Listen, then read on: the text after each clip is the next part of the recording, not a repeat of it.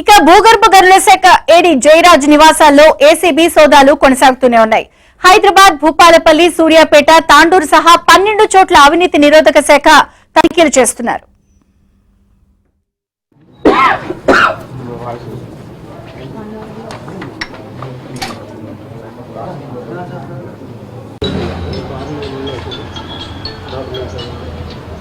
ఒక్క 10 నిమిషాలు చేస్తాను కదా, ఒక్క 10 నిమిషాలు చేస్తాను.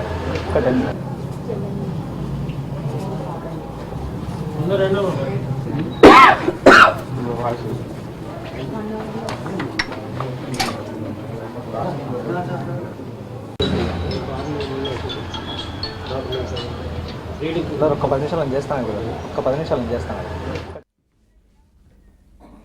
ఇక గనుల శాఖ ఏడీకి సంబంధించి జరుగుతున్నటువంటి సోదాల వివరాలని క్రైమ్ ప్రతినిధి శశి అందిస్తారు. అప్డేట్స్ శశి. 8 గంటల నుంచి ఈ సోదాలు కంటిన్యూ అవుతున్నాయి. ఉదయం 6 గంటల ప్రాంతంలో ఏసీబీ అధికారులు జయరాజు నివాసానికి చేరుకున్నారు. అప్పటి నుంచి ఇప్పటి వరకు ఈ సోదాలు కంటిన్యూ అవుతున్నాయి. ప్రధానంగా 8 చోట్ల సోదాలు కొనసాగుతున్నట్టుగా మనకు అందుతున్నటువంటి సమాచారం. హైదరాబాద్లోనే 4 ప్రాంతంలో ఏసీబీ అధికారులు సోదాలు కొనసాగిస్తున్నారు. మరోవైపు తాండూరులో 2 చోట్ల, తర్వాత వరంగల్లో కూడాను ఈ సోదాలు కంటిన్యూ అవుతున్నాయి. హైదరాబాద్లో నేను చూపిస్తున్నటువంటి బోడుపల్లి, ఇది జయరాజుకు సంబంధించినటువంటి నివాసం. ఇక్కడే ఏసీబీ డీఎస్పీ సాంబయ్య ఆధ్వర్యంలో సోదాలు కొనసాగుతూ ఉన్నాయి. మరోవైపు చిక్కడపల్లితో పాటు కూకట్పల్లి, అల్వాల్ ప్రాంతాల్లో ఈ సోదాలు కంటిన్యూ అవుతూ ఉన్నాయి. ఇప్పటి వరకు బోడుపల్లిలోనే ఆయన నివాసంలో సోదాలు నిర్వహించినటువంటి సందర్భంలో ₹1,50,000 నగదును ఇప్పటికే ఏసీబీ అధికారులు గుర్తించారు.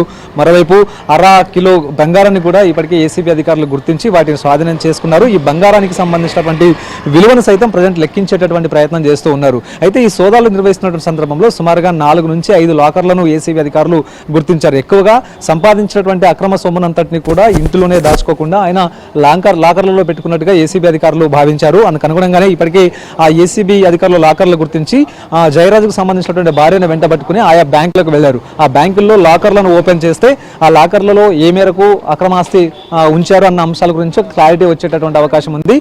ఏసీబీ అధికారులకు సంబంధించినటువంటి అంచనా ప్రకారం పెద్ద ఎత్తున లాకర్లలో భూములకు సంబంధించినటువంటి డాక్యుమెంట్లతో పాటు ఆ తర్వాత నగదు కూడా ఎక్కువగా ఉండే అవకాశం ఉందంటూ కూడా ఏసీబీ అధికారులు భావిస్తూ ఉన్నారు. సో ఇప్పటి వరకు ఏసీబీ అధికారులు చేసినటువంటి సోదాల్లో ఇటు భూపాలపల్లిలో, జనగామలో ప్రధానంగా 5 ఎకరాలకు సంబంధించినటువంటి భూమి పత్రాలను కూడా గుర్తించారు. ఇక ప్రధానంగా ఆయనకు సంబంధించినటువంటి బంధువులు, సన్నిహిత ఇళ్లలోనే ఎక్కువగా ఈ సోదాలు కంటిన్యూ అవుతూ ఉన్నాయి. సో సాయంత్రం వరకు కూడా ఈ సోదాలు కొనసాగుతాయి కాబట్టి అప్పటి వరకు ఒక క్లారిటీ వచ్చే అవకాశం ఉంది. ఎంత మొత్తంలో అక్రమార్జన సంపాదించారు, ఎంత మొత్తంలో అక్రమంగా డబ్బు కూడబెట్టిన అంశాల గురించి జయరాజుకు సంబంధించినటువంటి ఆస్తుల చిట్టా కొలిక్కొచ్చే అవకాశం అయితే కనిపిస్తుంది. ఇప్పటి వరకు ఆయన పనిచేస్తున్నటువంటి ప్రాంతంలో తన ఉద్యోగాన్ని అడ్డం పెట్టుకుని పెద్ద మొత్తంలో డబ్బులు అక్రమంగా సంపాదించినట్టుగా ఏసీబీ అధికారులకు ఫిర్యాదులు అందాయి. మరోవైపు శాండ్ మాఫియాను సైతం ప్రోత్సహించినట్టుగా ఏసీబీ అధికారులకు ఫిర్యాదులు వచ్చాయి. అయితే శాండ్ మాఫియాతో పాటు చేతులు కలపడంతో పాటు గనులు తరలి వెళ్తున్నప్పటికీ కూడాను వాటి మీద నియంత్రణ లేకపోవడం, వారి వద్ద నుంచి పెద్ద ఎత్తున ముడుపులు తీసుకుని చూడనట్టుగా వ్యవహరించినట్టుగా ఏసీబీ అధికారులు భావిస్తూ ఉన్నారు. సో మొత్తం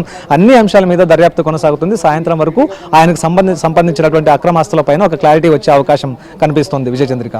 థ్యాంక్ యూ.